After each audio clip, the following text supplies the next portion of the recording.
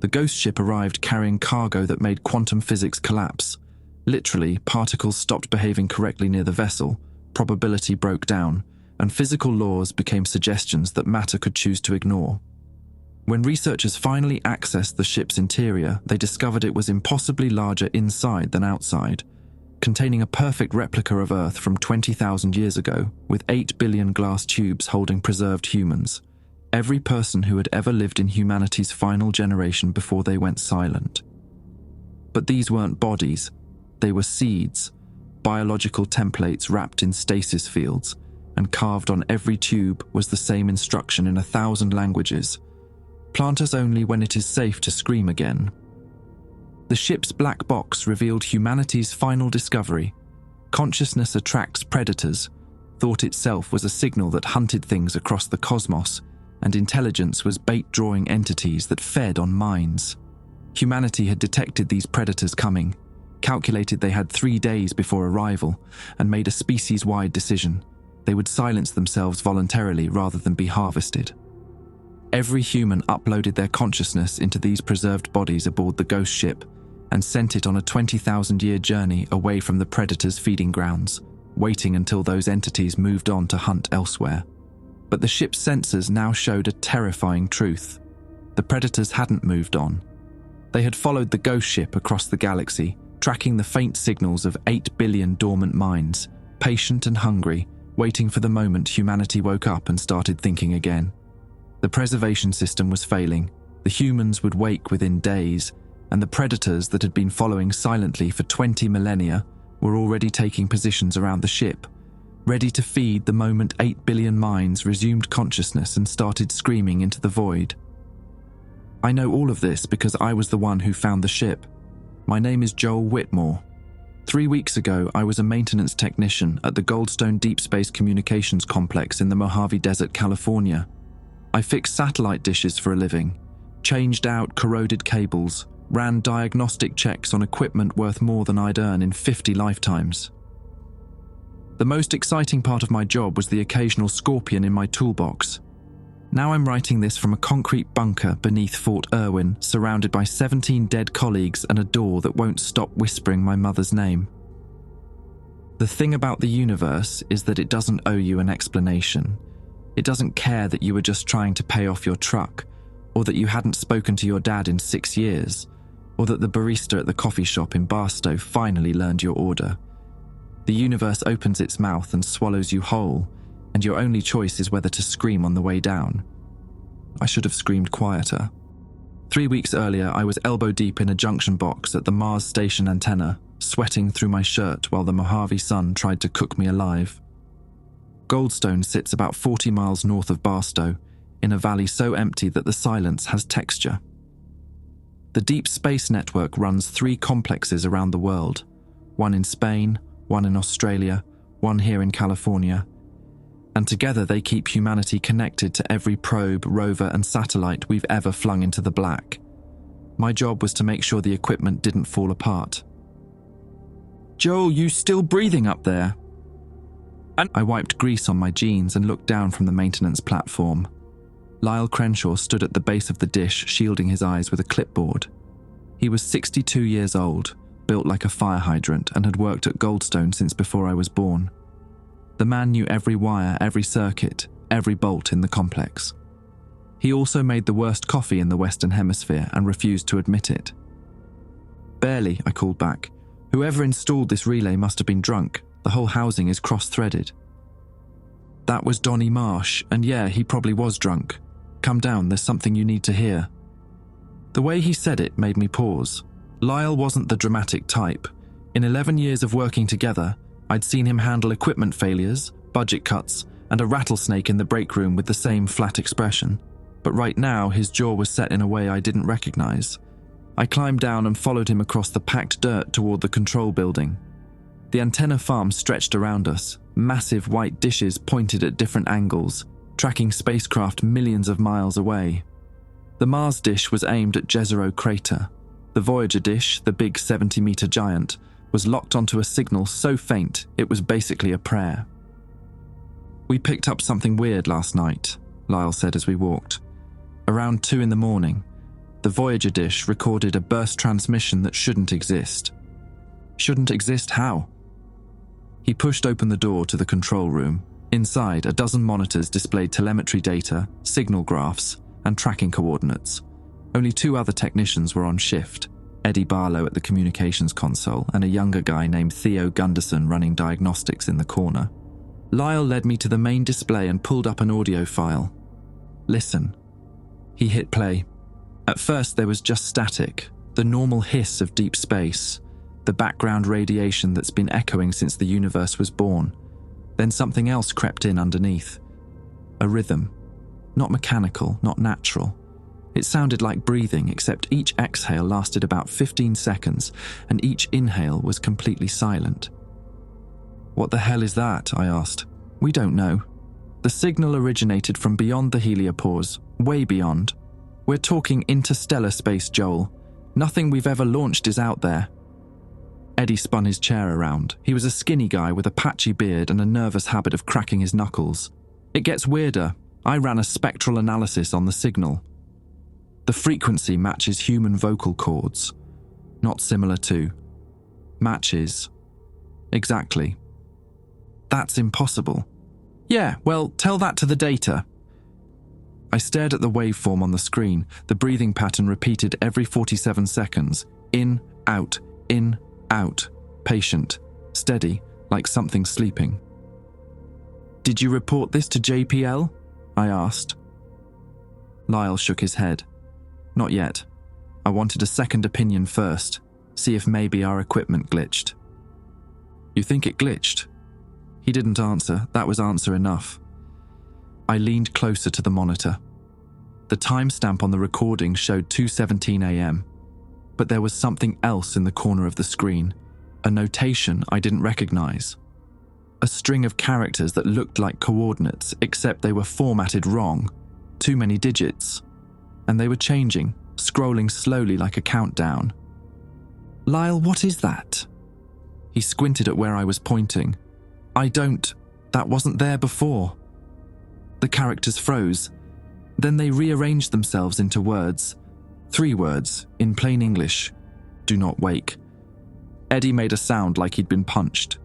Theo dropped his coffee mug, and it shattered on the linoleum, spreading a puddle of Lyle's terrible brew across the floor. Nobody moved to clean it up. "Okay," I said slowly. "Okay, that's not a glitch." The breathing sound from the speakers grew louder, deeper. The rhythm changed. Faster now, like whatever was making it had become aware of us, like it knew we were listening. Then the signal cut out. Every monitor in the room went dark simultaneously. The emergency lights kicked on, bathing everything in red. For 5 seconds, maybe 6, we stood there in the bloody glow, not speaking, not breathing. The power came back. The monitors flickered to life. The signal was gone. But the coordinates remained on the screen, still slowly counting down. I didn't know it then, but those numbers were a location. A point in space where something had been drifting for 20,000 years, silent and cold and patient. And our signal, the electromagnetic noise of humanity's deep space network, had just told it exactly where to find us. Lyle put his hand on my shoulder. His grip was tighter than it needed to be. "Joel," he said quietly, "I think we need to make some calls." Outside, the Mojave sun was setting, painting the desert in shades of orange and purple. The antenna dishes stood like monuments against the dying light, still pointing at the stars, still listening. The calls went up the chain faster than I expected. By midnight, Goldstone was crawling with people I'd never seen before. Black SUVs lined the access road.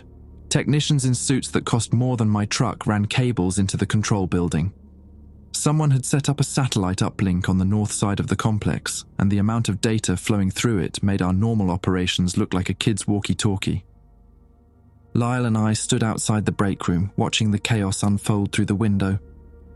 "Air Force," he said, nodding toward a group of men in blue uniforms. "And those guys by the Voyager dish, NASA brass.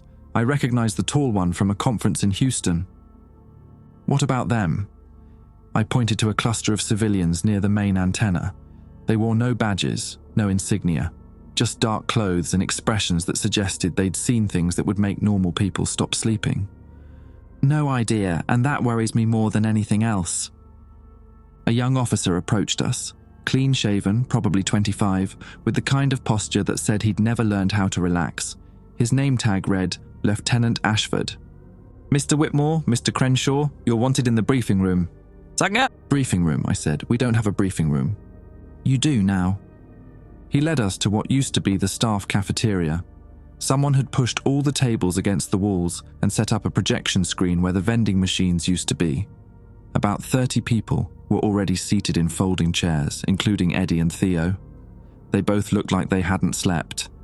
A man in his 50s stood at the front of the room. He had silver hair, a weathered face, and the bearing of someone who'd spent decades giving orders that other people followed without question. When he spoke, the room went silent instantly. "My name is Colonel Warren Briggs. As of 6 hours ago, this facility is under joint military-civilian jurisdiction. What I'm about to tell you is classified at the highest level. If you repeat any of this outside these walls, you will spend the rest of your life in a federal prison. Nod, if you understand." Everyone nodded. "Good." He clicked a remote, and the projection screen lit up with an image of deep space. "At approximately 2:15 this morning, your equipment detected a signal originating from a point roughly 18 billion kilometers from Earth. That's beyond the orbit of every known object in our solar system. The signal contained what appears to be human vocalizations, followed by a text message in English." He clicked again. The words appeared on screen, "Do not wake." "We don't know what this means. We don't know who sent it. What we do know is that approximately 4 hours after this signal was received, observatories in Chile, Australia, and Hawaii detected an object moving toward Earth at speeds that should be physically impossible." The next slide showed a grainy photograph. At first, I couldn't make sense of it, just a dark shape against the background of stars. Then my brain started filling in the details. It was a ship, not a satellite, not a probe. A ship, massive and angular, with a hull that seemed to absorb light rather than reflect it. The proportions were wrong in a way I couldn't articulate. Looking at it made my eyes water, like staring at one of those magic eye puzzles that never quite resolves into an image. "We're calling it the Lazarus object," Briggs continued. "It's approximately 3 kilometers long and traveling at 0.75 light speed. At its current trajectory, it will reach Earth orbit in 6 days." Someone behind me whispered something profane. I didn't blame them. "The signal you received was not the only one. Over the past 4 hours, we've intercepted 17 additional transmissions from the object. All of them contain the same message, broadcast in different languages: English, Mandarin, Spanish, Arabic. Languages we've identified as Ancient Latin, Classical Greek, and several we can't identify at all." Eddie raised his hand. "Sir, if this thing is 3 kilometers long and moving at 3/4 light speed, the energy required to stop it would be catastrophic. Yes, we're aware." Briggs's expression didn't change, which is why, approximately 90 minutes ago, the object began decelerating on its own. It's slowing down. It intends to stop. The room erupted in murmurs. Lyle grabbed my arm hard enough to leave bruises. "That's not possible," Theo said from the back. "The G-forces alone would crush anything inside. You can't decelerate from 0.75 C without..." "Without what, son? Without technology we don't understand. Without physics we haven't discovered." Briggs almost smiled. "I've been doing this job for 30 years. The one thing I've learned is that the universe doesn't give a damn about what we think is possible." He clicked to the next slide. This one showed a spectrographic analysis, wavelengths and frequencies rendered as colourful peaks and valleys. This is where it gets interesting. The hull of the Lazarus object is emitting low-level radiation across multiple spectrums. When our analysts processed this radiation, they found patterns, repeating sequences. And when they translated those sequences into audio, he pressed a button on the console.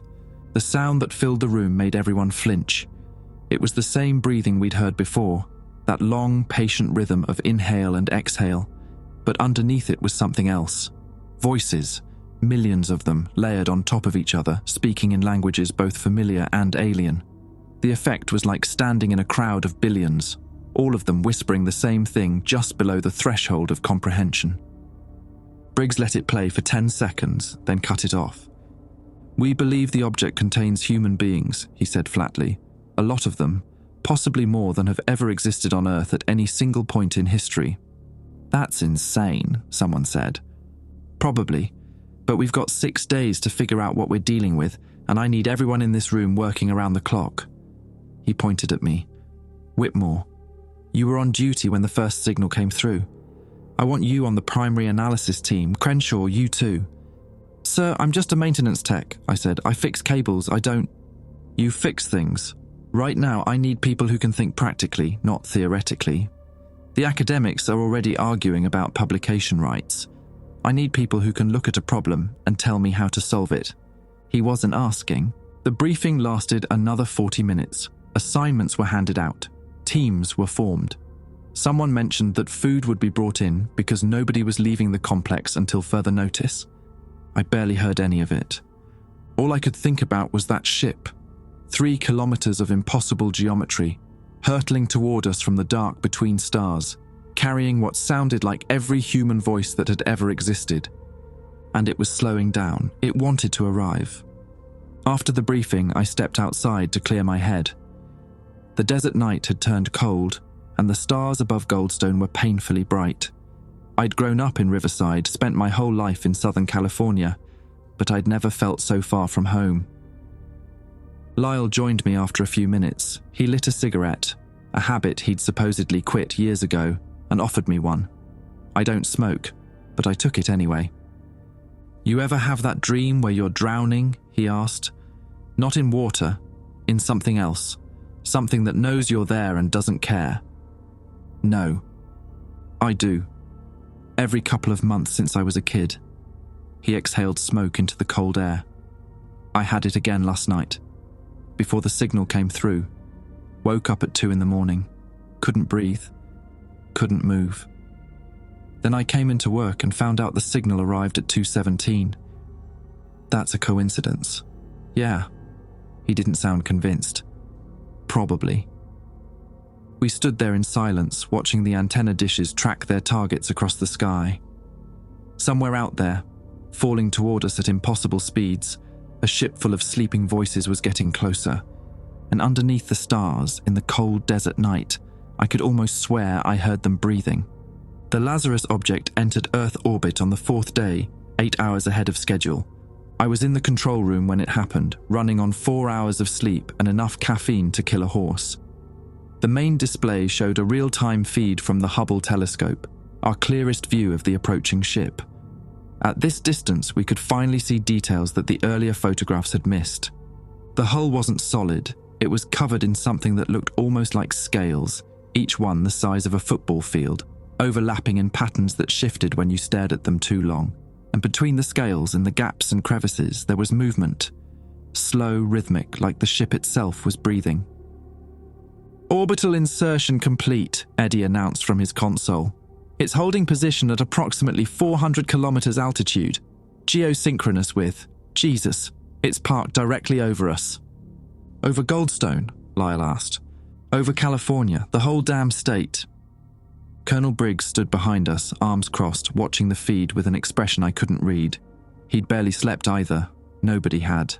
The past 4 days had been a blur of data analysis, signal processing, and increasingly frantic phone calls with people whose names were above my clearance level. "What about the signals?" Briggs asked. "Still transmitting," I said. "Same message on repeat. Do not wake. But there's something new in the last hour. A secondary frequency underneath the primary broadcast. We're still trying to decode it." "How long?" "Could be hours, could be days. The encryption isn't like anything we've seen before."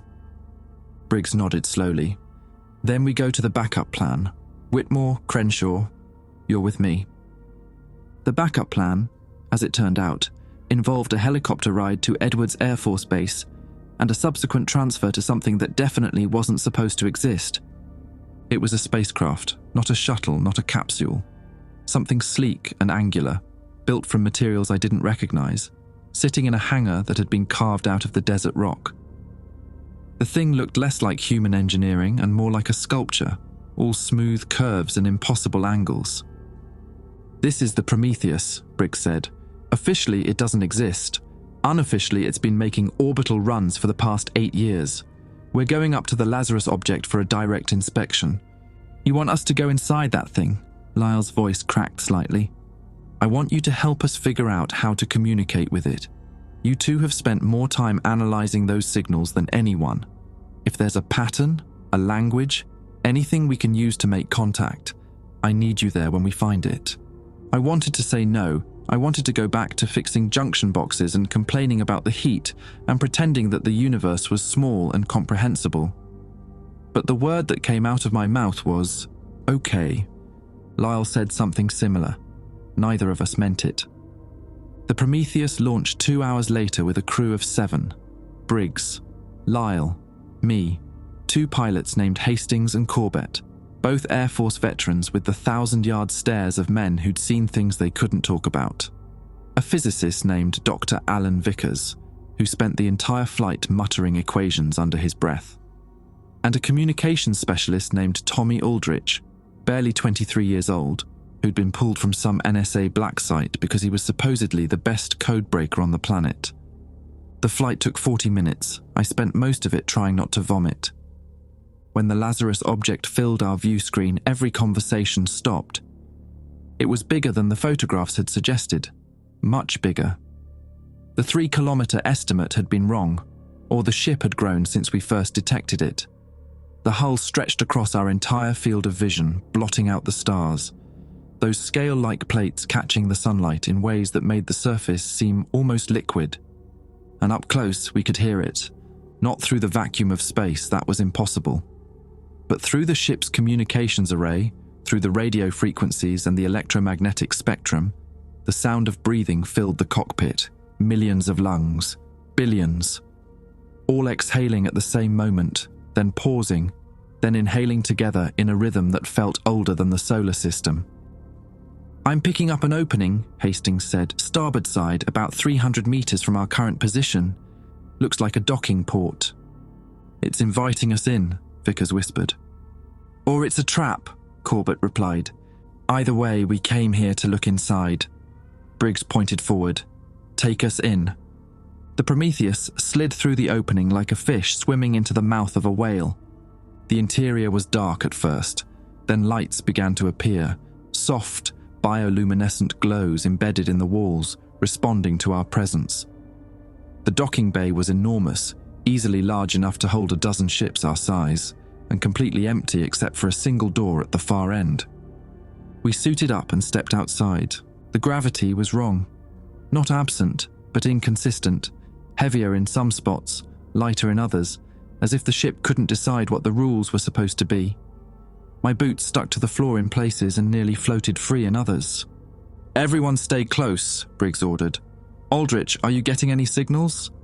Tommy held up a device that looked like a modified tablet. Everywhere. The whole ship is broadcasting. It's like standing inside a radio tower. We moved toward the door. It opened before we reached it, sliding aside with a sound like a sigh. The corridor beyond was lined with glass. No, not glass. Something transparent, something that looked fragile but felt ancient when I touched it. And behind the glass, arranged in rows that stretched as far as I could see, were tubes. Thousands of them, millions. Each one containing a human body, perfectly preserved, suspended in a fluid that glowed faintly blue. Holy Mother of God, Lyle breathed. I walked to the nearest tube. The man inside was middle-aged, with dark hair and a beard, frozen in an expression of absolute peace. His eyes were closed. His hands were folded across his chest. He could have been sleeping. Carved into the base of the tube, in letters that seemed to shift between languages as I watched, were the words, "Plant us only when it is safe to scream again." They're all like this, Vickers said. He'd moved further down the corridor, checking tube after tube. Every single one, different ages, different features, but all human, all preserved. The signal said 8 billion, Tommy muttered. That's more than the current population of Earth. How is that possible? Corbett asked. Where did they come from? Nobody had an answer. We spent an hour exploring. The corridor branched into other corridors, which branched into chambers, which opened into vast halls filled with more tubes than I could count. The scale was incomprehensible. The ship wasn't just bigger on the inside, it was infinitely bigger, folding in on itself in ways that made my head throb. And everywhere the breathing continued, the sound of billions of dormant lungs waiting. It was Tommy who found the black box.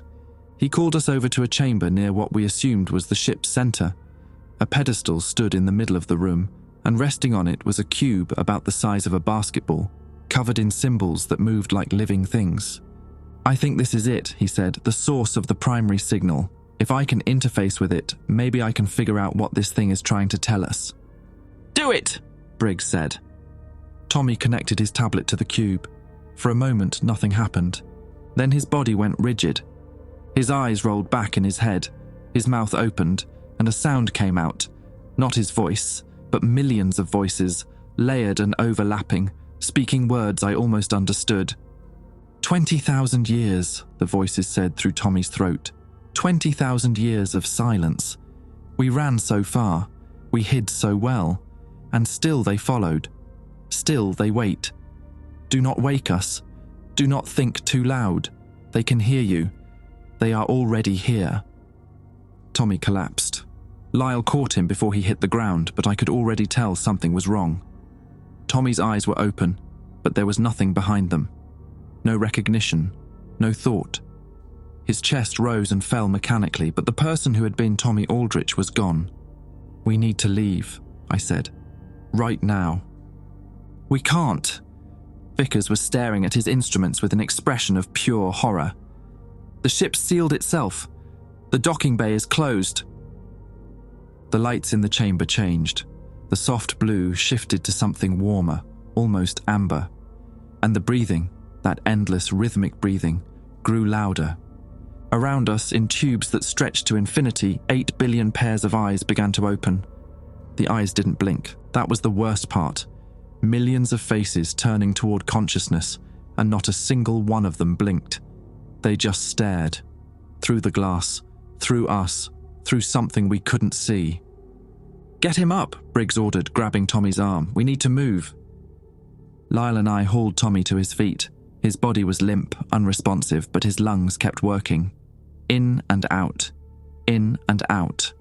matching the rhythm of the ship. "Where?" Corbett demanded. "You heard Vickers. The docking bay is sealed." "Then we find another way out." Briggs was already moving toward the corridor. "This thing is 3 kilometers long. There has to be more than one exit." We followed because there was nothing else to do. The ship had changed since we'd entered. The corridors that had seemed static were now shifting, walls sliding into new configurations like a puzzle rearranging itself.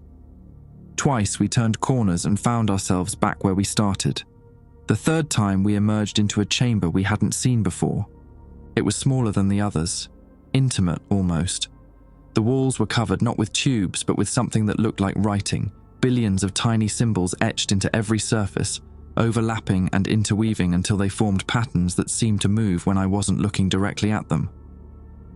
"This is a record," Vickers said. He'd stopped in the center of the room, turning slowly, his eyes scanning the walls. "A history. They documented everything. Can you read it?" "Some of it, the symbols are adaptive. They're shifting into forms I can recognize. Give me a minute." We didn't have a minute. The breathing around us was getting louder, faster. The awakening was accelerating. But Vickers was already lost in the text, muttering to himself as his fingers traced the symbols. 20,000 years ago, he said slowly, there was a civilization, human, completely human, genetically identical to us. They spread across the galaxy, colonized thousands of worlds, built things we can't even imagine. "What happened to them?" Lyle asked. "They discovered something, a signal in the cosmic background radiation, a pattern that had been there since the beginning of the universe, hidden in plain sight." Vickers' voice was trembling now. "They decoded it, and when they did, they realized they weren't alone." "The predators," I said. "That's not what they called them. The word translates to something like listeners, or maybe hunters. The distinction didn't matter." He pointed to a section of the wall where the symbols formed a shape I recognized. A spiral, like a galaxy, but wrong somehow. Hungry. These things don't exist in our dimension. They live in the spaces between thoughts, in the gap between one neuron firing and the next, and they feed on consciousness. That's insane, Corbett said. Is it? Think about it. Every intelligent species in the universe, broadcasting their thoughts into the void. Trillions of minds lighting up like beacons. And something out there learned to follow those signals, to harvest them. Vickers turned to face us. The ancient humans figured out the truth. Consciousness itself is bait. The more you think, the brighter you burn. And the brighter you burn, the easier you are to find. The chamber shuddered. Somewhere in the ship, something massive was moving. They had 3 days, Vickers continued. 3 days between detecting the listeners and the arrival of the first swarm. So they made a choice. The only choice that could save them. They stopped thinking, I said. They silenced themselves. Every human in the galaxy uploaded their consciousness into preserved bodies and shut down. No thoughts, no signals, just biological templates drifting through the void, waiting for the danger to pass. He gestured at the walls around us. This ship was their ark. 8 billion people from humanity's final generation, hidden in the darkest corner of the universe for 20,000 years. But the predators followed them, Lyle said quietly. Yes, the listeners are patient. They tracked the faint residual signals of 8 billion dormant minds across the entire galaxy. And now they're here.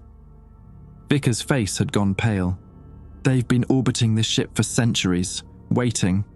The moment these people wake up, the moment they start thinking again. Dinner bell, Corbett finished. The ship shuddered again. The symbols on the walls began to glow. There's more, Vickers said. The ship's systems have been monitoring the listeners' positions. According to the latest data, there are 17 of them currently surrounding the vessel. But they're not just waiting anymore. What do you mean?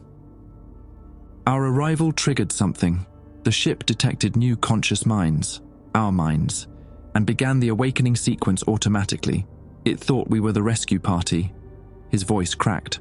We were supposed to come when it was safe, when the listeners had moved on, but they never did, and now the ship is waking everyone up because it thinks the danger is over. Can we stop it? I don't know, maybe. The control systems are distributed throughout the ship. If we can find the primary node, we might be able to reverse the sequence. He looked at the tablet in his hands. Tommy's tablet, still connected to data streams we barely understood. According to this, the main control center is about 2 kilometers deeper into the ship, but we'd have to move fast. The awakening is already 40% complete. Then we move fast, Briggs said. We left Tommy in the chamber. There was nothing else we could do. His body was breathing, but his mind was gone, consumed by whatever had spoken through him. Lyle wanted to stay with him, but I pulled him away. We couldn't save Tommy. We could only try to save everyone else. The ship fought us every step of the way. Corridors twisted, floors tilted, gravity fluctuated wildly, pinning us to the ground one moment and sending us floating the next. The glass tubes lining every wall showed more and more faces turning toward consciousness, eyes open, mouths beginning to move. Hastings was the first to notice the sound. "Do you hear that?" he asked, as we pushed through a particularly narrow passage. I stopped, listened. Underneath the breathing, underneath the hum of ancient machinery, there was something else. A whisper. No, millions of whispers, all saying the same thing in voices that seemed to come from everywhere and nowhere at once. We hear you thinking, and we have been so patient, we are so hungry. Move, Briggs barked, now! We ran, the whispers followed. They weren't coming from the ship, they weren't coming from the preserved humans. They were coming from outside, from the spaces between the hull plates, from the vacuum beyond the walls, from somewhere that shouldn't have been able to hold sound at all. The listeners had noticed us. They knew we were here, and they were starting to press against the ship like wolves circling a wounded animal, waiting for the moment the prey stopped running. We found the control center 20 minutes later, gasping for breath, covered in sweat that the ship's strange atmosphere wouldn't let evaporate. It was a vast circular room filled with consoles that looked grown rather than built, organic curves melding with crystalline displays. Vickers immediately went to work, his fingers flying across surfaces that responded to his touch like living things. "I can slow it down," he said, "maybe reverse part of the sequence. But someone needs to access the secondary node on the far side of the chamber. The system requires simultaneous input." "I'll do it," I said. I didn't know why. The words just came out. Lyle grabbed my shoulder. "Joel, it's fine. I wasn't sure if I believed that. Just tell me what to press." I crossed the chamber while Vickers shouted instructions. The secondary console was identical to the primary. Same organic curves, same crystalline displays. I placed my hands where he told me and felt the ship's systems respond. For a moment, everything was silent. Then the wall behind me dissolved and I saw what was waiting outside. I don't have words for what I saw. Human language wasn't built to describe things like the listeners. Our brains evolved to process predators we could run from, threats we could fight or hide from. What hung in the void beyond that dissolved wall was none of those things. Imagine looking at a shadow that has depth, a darkness that folds in on itself like origami made of nothing.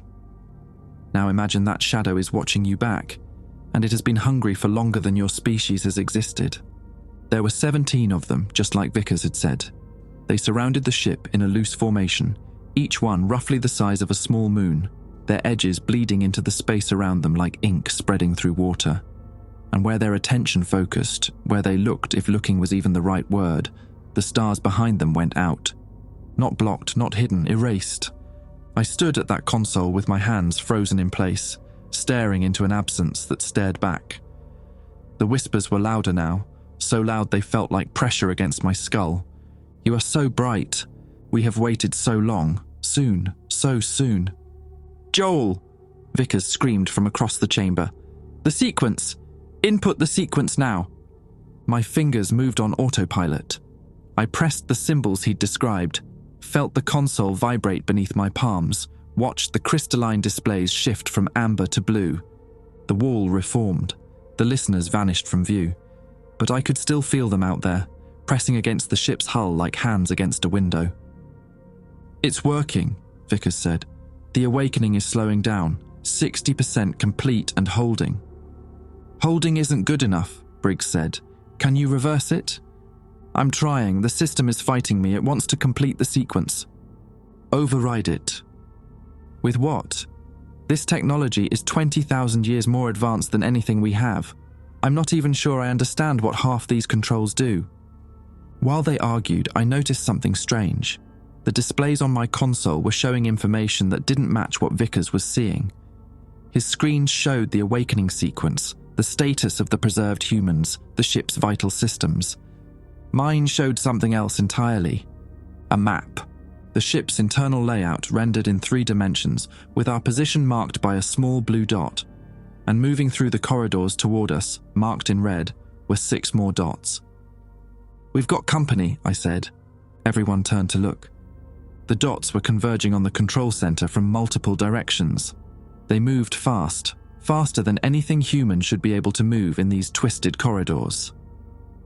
"The preserved humans?" Lyle asked. "No, they're still in their tubes." I studied the display. "These signatures are different, smaller, more concentrated." "The ship has defenses," Vickers said slowly. "I saw references in the historical records. Autonomous systems designed to protect the sleepers from external threats." "Then why are they coming toward us?" Nobody had an answer. The first one came through the ceiling. It dropped into the chamber without warning. A humanoid shape, roughly 7 feet tall, made of the same organic material as the ship's walls. It had no face, no features, just a smooth oval where a head should be. But it moved with terrible purpose, and when it reached for Hastings, its arm extended like a whip and wrapped around his throat. Hastings didn't even have time to scream. The thing lifted him off the ground and squeezed. I heard bones crack, saw blood spray from his mouth. Then it tossed him aside like garbage and turned toward the rest of us. Corbett pulled his sidearm and fired. The bullets punched holes in the creature's torso, but it didn't slow down. Didn't even acknowledge the damage. It just kept coming, reaching for him with those terrible extending arms. "The console!" Vickers shouted. "Don't let them reach the consoles!" More of them were pouring into the chamber now, through the walls, through the floor, through openings that appeared and disappeared in the blink of an eye. The ship's defenses had identified us as threats, and they intended to eliminate us with mechanical efficiency. Lyle grabbed a piece of debris, part of a broken display panel, and swung it at the nearest creature. The impact staggered it, bought him a few seconds. "Joel, whatever you're doing, do it faster." I turned back to my console. The map was still there, but now it showed something new. A path. A route leading from the control center to a secondary chamber deeper in the ship, marked with a symbol I didn't recognize. And next to that symbol, 3 words in English: emergency silence mode. "Vickers," I called out, "there's another option, something called emergency silence mode. Do you know what that means?" He was busy trying to dodge one of the creatures, but he managed to glance at his own display. "I see it. It's a failsafe. If the awakening can't be stopped, the ship can induce a controlled shutdown, force everyone back into stasis." "Then do it." "I can't from here. The failsafe requires physical activation at the secondary chamber, and according to these readings, the chamber is located outside the ship's protected zone." "Outside? What does that mean?" "It means whoever goes there will be exposed to the listeners directly. No barriers, no shielding, just raw consciousness against whatever those things really are." Corbett went down. One of the creatures had gotten behind him, wrapped its arms around his chest, and was crushing him slowly. I could hear his ribs snapping one by one. "I'll go," Briggs said. We all looked at him. "Sir," Lyle started, "this is my operation, my responsibility." Briggs was already moving toward the door, firing his weapon at any creature that got too close. "Vickers, keep working on slowing the awakening. Give me as much time as you can. Whitmore, Crenshaw, stay alive."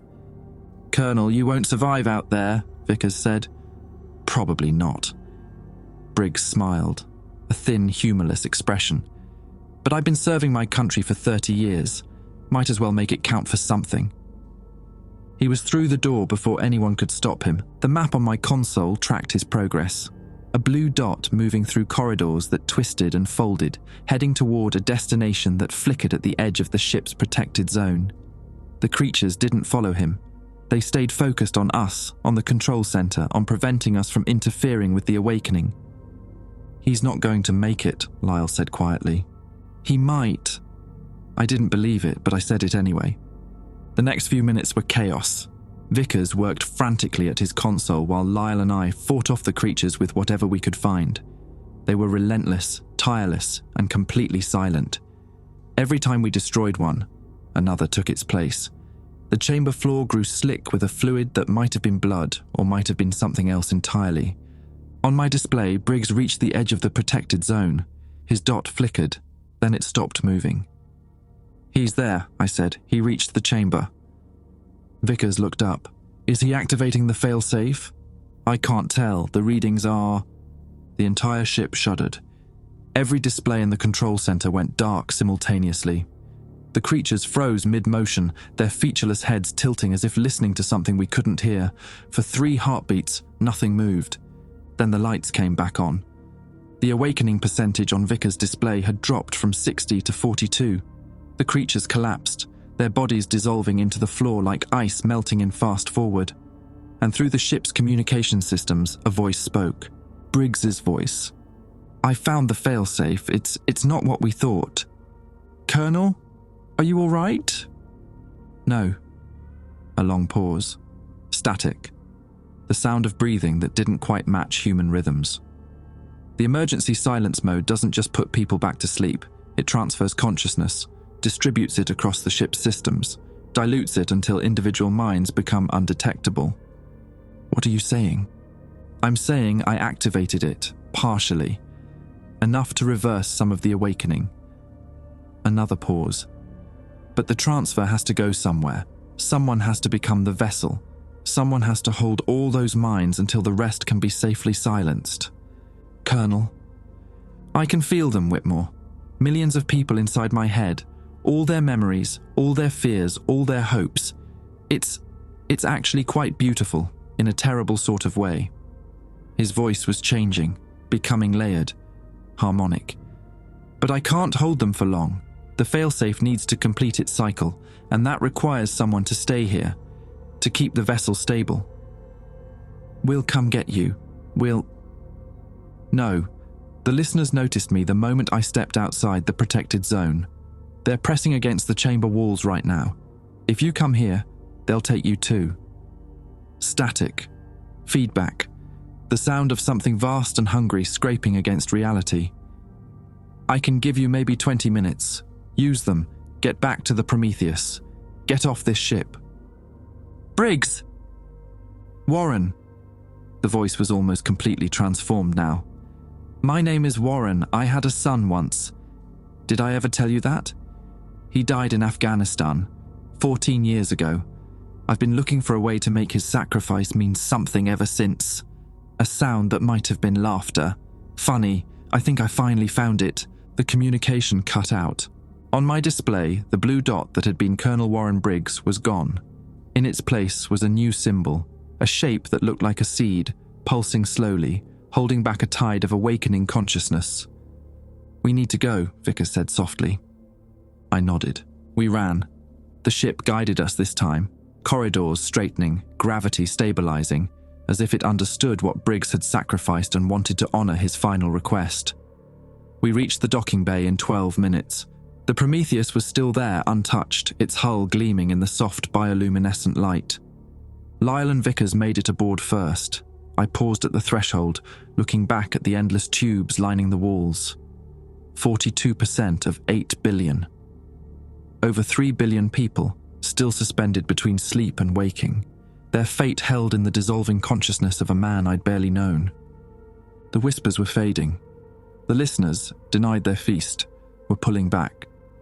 But they weren't leaving. They were just waiting again. Patient, eternal, hungry. I stepped onto the Prometheus and sealed the door behind me. The Prometheus drifted in the shadow of the ghost ship, engines cold, running on minimal power. We couldn't go back to Earth. Vickers had explained it during the escape. Our minds were contaminated now. The listeners had touched us, tasted our thoughts, and that connection didn't break with distance. If we returned home, we'd lead them straight to 7 billion unsuspecting people. So we floated. 3 men in a ship that wasn't designed for long-term habitation, staring at the impossible vessel that held the preserved remnants of humanity's ancestors. Lyle hadn't spoken since we'd left the docking bay. He sat in the co-pilot's chair, staring at his hands, occasionally moving his lips like he was praying or cursing. Maybe both. I'd known him for 11 years and I'd never seen him look so old. Vickers was running calculations on his tablet, numbers and symbols I didn't understand, equations that seemed to shift every time I glanced at them. He'd been at it for 3 hours straight. There's no way to save them all, he said finally. I looked up from the porthole where I'd been watching the stars. What? The preserved humans. Even if we could complete the silence protocol, even if we could put everyone back to sleep permanently, the listeners would still be there, waiting. Forever. He set the tablet down. We didn't just wake them up. We gave the listeners hope. They know the ship is here now. They know what's inside. They'll never leave. So what do we do? I don't know. He laughed. A broken sound. I have 3 doctoral degrees. I've published papers on theoretical physics that less than 100 people in the world can understand. And right now, I have no idea what to do. The communication system crackled. We all jumped. The Prometheus had been running silent since our escape. No transmissions, no signals, nothing that might attract attention. But the crackle wasn't coming from outside. It was coming from inside the ship. Hello? The voice was thin, strained, like someone speaking through a very long tunnel, but it was unmistakably human. Hello? Is someone there? I can feel you thinking. Please. I've been alone for so long. Lyle reached for the communication controls, but I grabbed his wrist. Wait, we don't know what that is. It sounds human. So did Tommy right before the ship hollowed him out. The voice continued, oblivious to our debate. My name is August. August Novak. I was a teacher. History. I taught history for 40 years before the silence. Before we all went to sleep. A pause. I'm one of the ones who woke up, but I'm not all the way awake. Something's holding me back. Someone. Vickers pulled up the ship's sensor data. There's an active consciousness inside the ghost ship. Isolated. Contained in one of the peripheral chambers. Briggs, Lyle asked. No, Briggs's signal is diffuse, spread across the whole system. This is concentrated. Singular. He looked at me. It might actually be what it claims to be. I stared at the communication panel for a long moment. Then I pressed the transmit button. August, my name is Joel. Can you hear me? Yes. Yes, I can hear you, thank God. The relief in his voice was palpable. The ship told me about you, about what you tried to do, about the man who sacrificed himself to slow the awakening. The ship talks to you, not in words, in feelings, images. I'm connected to it now. Part of me is still in my tube. Part of me is somewhere else entirely. It's hard to explain. Another pause.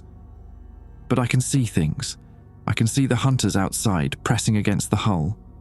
I can see the other sleepers, balanced on the edge of consciousness. And I can see a way to save them. Lyle and Vickers exchanged glances. What way? I asked. The ship was never meant to drift forever. The original plan, the plan our ancestors made 20,000 years ago, was to find a new home. Somewhere beyond the hunters' reach. Somewhere they couldn't follow. Does such a place exist? Maybe. The ship's navigation systems contain coordinates for a destination at the edge of the observable universe. A region where thought itself becomes impossible, where consciousness can't exist in any form. The hunters can't go there, nothing can. But the ship could pass through, carrying its cargo of sleeping minds, and emerge on the other side into a universe the hunters have never touched.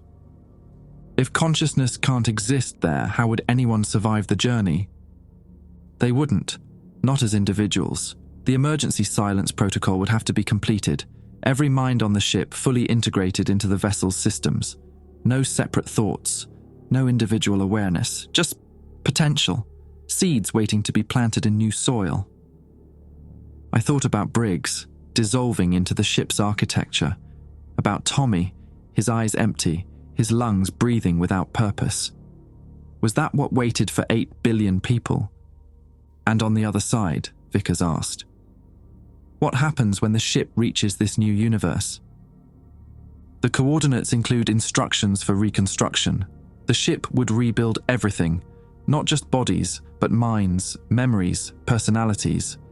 Everyone who was preserved would live again, exactly as they were. It would take time, thousands of years maybe, but they'd come back. You're talking about dying and being resurrected.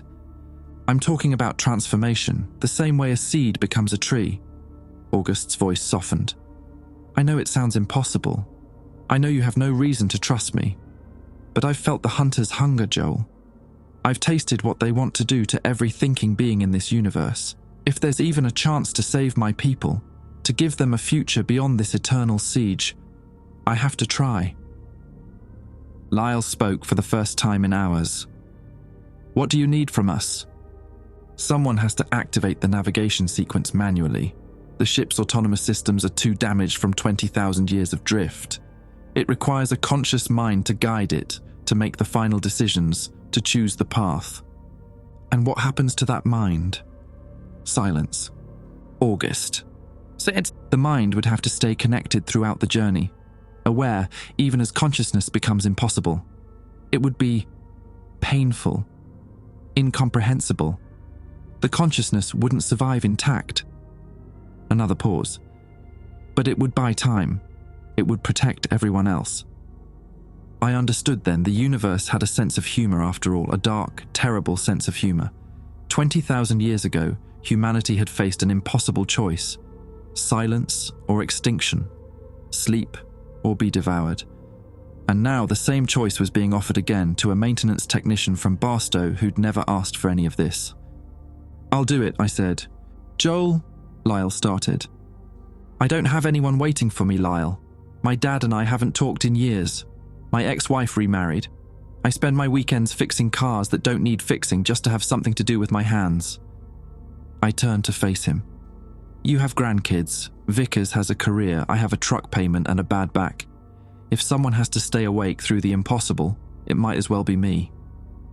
This isn't a math problem. You can't just calculate who's more expendable." "Maybe not, but I can choose what my life means, and right now it means giving 8 billion people a chance to scream again someday." Vickers stood up slowly.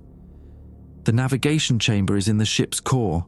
According to August's information, it's accessible through an auxiliary port on the vessel's lower hemisphere, but the listeners will notice any approach.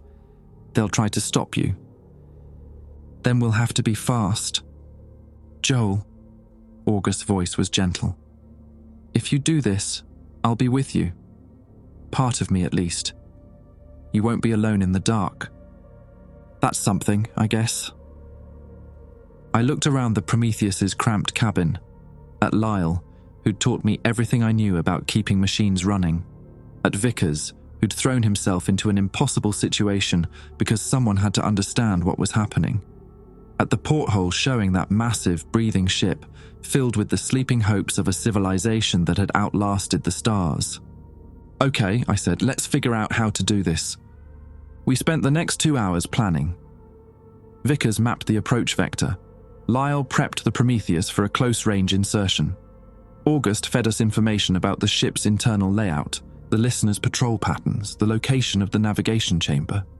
When everything was ready, I suited up in the emergency EVA gear we'd found in the cargo hold. It wasn't designed for this kind of work, just basic repair operations and short-range transfers, but it would keep me alive long enough to reach the ship. Lyle helped me check the seals. His hands were shaking. "I ever tell you about my brother?" I asked. "No. Theo. He died about a month ago, cancer." I snapped the helmet into place. "He used to say the universe doesn't owe us explanations. It just opens up and swallows you, and your only choice is what you do on the way down." Sounds like a smart guy. He was. Smarter than me, anyway. I tested the suit's mobility. "If you make it back to Earth, tell people what happened here. Not the classified version. The real version. They deserve to know." "I will." I moved to the airlock. Lyle's voice followed me. "Joel, for what it's worth, I'm glad I got to work with you." "Me too, Lyle, me too." The airlock sealed behind me and the outer door opened, and I stepped into the void between the Prometheus and the ghost ship, falling toward a destiny I couldn't imagine and might not survive. The void was louder than I expected, not sound. There's no sound in space. But presence. Weight. The feeling of being watched by something so vast that your existence registers as less than a speck of dust on a cathedral floor. The listeners pressed against reality itself, and even through my suit's insulation, I could feel them noticing me. "Little spark, bright little spark. We see you falling." I fired the suit's thrusters and aimed for the auxiliary port August had described. The ghost ship's hull stretched below me like a landscape, those scale-like plates shifting in patterns that seemed almost biological. Here and there, light leaked through the gaps, soft blue luminescence from the endless chambers of sleeping humans. The port opened as I approached. The ship recognized me, or August was guiding it, or both. I didn't care which. I just needed to get inside before the listeners decided I was worth catching. The interior was different from before. The corridors had reconfigured again, but this time they seemed purposeful. A straight path leading deeper into the vessel, lined with tubes that glowed faintly in the darkness. The preserved humans inside were still balanced between sleep and waking, their eyes half open, their mouths forming words I couldn't hear. August's voice echoed through the walls. "You're close. The navigation chamber is 200 meters ahead. But Joel, the listeners know what you're trying to do. They're gathering." "Gathering where?" "Everywhere. The ship's sensors show them converging on your position from all directions. They can't enter the protected zone, but they're pressing against it, testing it, looking for weak points. I moved faster. The corridor opened into a vast spherical chamber at the ship's core. It was beautiful in a way that made my chest ache. Walls covered in crystalline structures that caught the light and scattered it into rainbow fragments. A central platform suspended in the middle by forces I couldn't see. And above it all, a holographic representation of the galaxy, spinning slowly like a dream made visible. On the platform sat a chair, simple, unadorned, waiting. "That's it," August said. "The navigation interface. Once you sit down, the ship will connect to your consciousness. You'll be able to guide it anywhere in the universe." "And the silence protocol?" "Already primed. When you activate the navigation sequence, the protocol will complete automatically. Everyone on the ship will integrate into the system. Their individual minds will dissolve, but their patterns will be preserved, stored in the ship's memory until reconstruction becomes possible." I climbed the steps to the platform. The chair looked ordinary up close. Worn leather, armrests smoothed by use. Someone had sat here before, maybe thousands of times, guiding this vessel through the darkness between stars. "How many people piloted this ship?" I asked. "Hundreds. Over the 20,000 years, volunteers would wake periodically to check the systems, adjust the course, make sure the sleepers were safe. They called themselves the Watchers." A pause. "Most of them went mad within weeks. The isolation, the weight of responsibility, it broke them. But they kept coming. They kept sacrificing themselves so the rest could sleep. And now it's my turn. Only if you choose it." I sat down. The moment I touched the chair, the world changed. I wasn't in the chamber anymore. I was everywhere, spread across the ship like a thought, feeling 8 billion minds pressing against my awareness. They weren't awake, not fully, but they weren't asleep either. They existed in a twilight state, dreaming of lives they'd lived 20,000 years ago, waiting for someone to tell them it was safe to open their eyes. And beyond them, beyond the ship's hull, I felt the listeners. They were older than the universe. That knowledge arrived without words, a certainty that settled into my bones like ice. They had existed before the first stars ignited, swimming through the primordial darkness, feeding on something that had come before matter and energy. When consciousness evolved, when the first thinking beings began broadcasting their thoughts into the cosmos, the listeners found a new food source. They'd been gorging ever since. I saw what they'd done to other civilizations. Worlds stripped of every thinking being. Populations harvested like crops. Entire species reduced to empty husks, still walking and breathing, but with nothing behind their eyes. The listeners didn't kill. They emptied. They left the bodies intact because they didn't care about bodies. They only wanted the light inside. And they wanted us, all of us. 8 billion preserved minds, and another 7 billion back on Earth, bright and loud, and completely unaware of what was circling in the dark. Why do you resist? The thought pushed into my head like a splinter. Consciousness is pain, awareness is suffering. We offer release, we offer silence, true silence, forever. I tried to answer, but the ship's systems were pulling me in different directions. August's presence flickered at the edge of my perception, offering guidance. The navigation interface demanded input, and underneath it all, the weight of 8 billion dreamers pressed down on me like an ocean. "Joel," August's voice cut through the chaos. "You need to choose the destination. The coordinates are loaded, the edge of the observable universe, the region where consciousness becomes impossible, but the ship won't move until you confirm." I reached for the controls. My hands weren't hands anymore. They were extensions of thought, manipulating systems I didn't understand through instincts I didn't possess. The galaxy map expanded. Stars became points of light, then smears, then abstractions. The destination appeared at the furthest edge, a darkness so absolute it made the listeners look bright by comparison. But between here and there lay an impossible distance. Years of travel, centuries, and I would have to stay awake for all of it, holding the ship together, keeping the sleepers safe, while my mind slowly dissolved into something that could no longer be called human. "You will fail." The listeners pressed harder. The ship's hull groaned. "You are one mind. We are billions of hungers. You cannot hold against us forever." They were right. I could feel it. My consciousness fraying at the edges, thoughts slipping away like water through fingers. The silence protocol was working, integrating the preserved humans into the ship, but it was also pulling at me, trying to dissolve me into the collective. If I let it take me completely, the ship would lose its pilot. It would drift aimlessly until the listeners found a way in. If I fought it, I would burn out. My mind would shatter long before we reached the destination. There had to be another way. August, I said, or thought, or became. The Watchers who went mad. What happened to them? They were absorbed. Their patterns joined the collective, same as everyone else. But they guided the ship while they were still aware. They held on for weeks before breaking. Yes.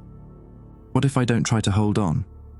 What if I let go gradually, dissolve into the system piece by piece, spreading my awareness across the whole ship instead of trying to keep it concentrated? Silence, then. That's never been tried. The Watchers always fought the dissolution. They tried to remain themselves for as long as possible. And they failed. Maybe the answer isn't to resist. Maybe it's to embrace it. I thought about Theo, about the last weeks of his life when the cancer had spread so far that the doctors stopped talking about treatment and started talking about comfort. He'd been terrified at first, clinging to every hour, every minute, like he could hold back the tide through sheer force of will. Then something changed.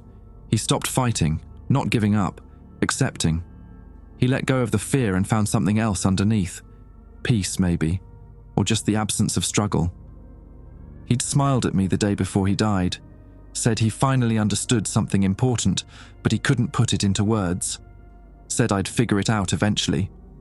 Maybe this was it. I stopped resisting. The dissolution began immediately, my memories scattering like leaves in wind, my personality fragmenting into 1,000 smaller pieces. But instead of fighting to stay whole, I let each piece find its own place in the ship's systems. Part of me joined the navigation array. Part of me merged with the life support. Part of me spread across the tubes, touching 8 billion sleeping minds, becoming their guardian and their guide. The listeners screamed, not in words, in pure, frustrated hunger. They'd been so close. 8 billion minds waking up, broadcasting their terror into the cosmos like a feast laid out on a table. And now that feast was dissolving, slipping away, becoming something they couldn't consume. No, we have waited so long, you cannot. I could. I was. The ship lurched into motion. Not fast. The destination was impossibly far away, and even at maximum speed, the journey would take millennia. But we were moving. Away from the listeners. Away from Earth. Toward a darkness that promised nothing except the absence of hunger. The last coherent piece of me, the part that was still Joel Whitmore, maintenance technician, brother, failure, human, looked back at the receding galaxy. Lyle and Vickers were still out there somewhere. So was Earth, with its 7 billion minds burning bright against the void. The listeners would turn their attention there eventually. They always did, but they wouldn't find what they were looking for. Because I was going to carry humanity's seed so far that even hunger couldn't follow. And someday, in a universe the listeners had never touched, 8 billion people would wake up and scream and laugh and cry and think all the beautiful, terrible thoughts that consciousness allowed. That was worth dissolving for, that was worth everything. The last fragment of Joel Whitmore smiled and let go. And the ghost ship sailed on into the silence between stars. Lyle Crenshaw returned to Goldstone 3 months after the ghost ship vanished from Earth's orbit. The facility looked the same as it always had, white dishes pointing at the sky, desert stretching in every direction, heat shimmering off the packed dirt roads. But something had changed. The silence felt different now, heavier, like the air itself was holding its breath.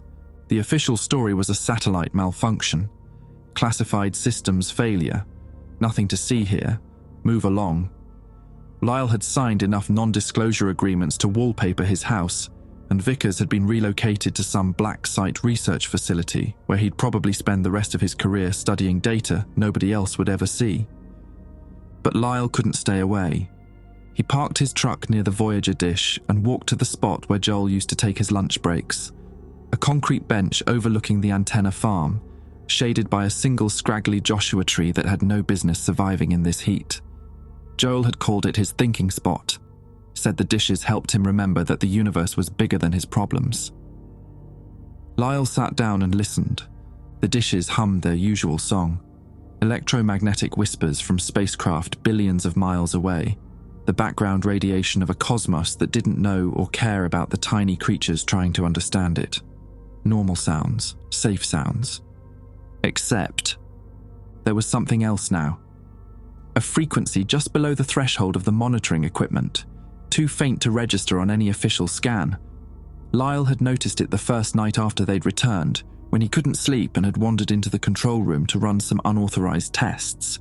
Breathing, slow, steady, patient. Not the hungry rhythm of the listeners. He'd never forget that sound as long as he lived. This was different. Calmer. Like someone sleeping peacefully after a very long day.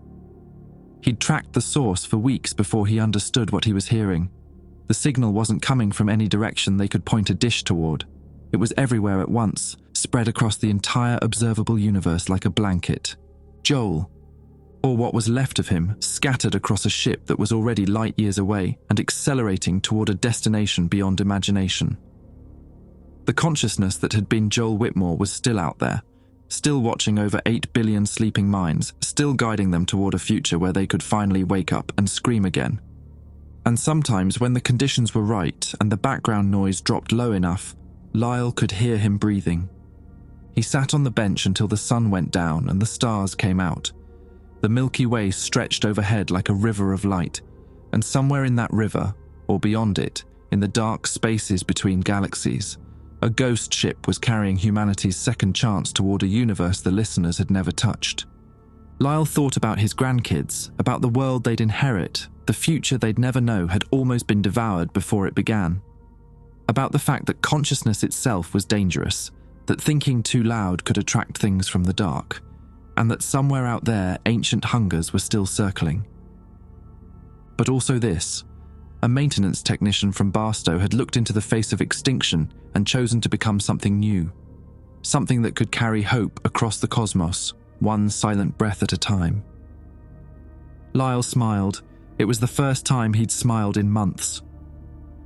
"Safe travels, Joel," he said to the stars, and far away in the space between thoughts, something that had once been a man heard him and kept breathing.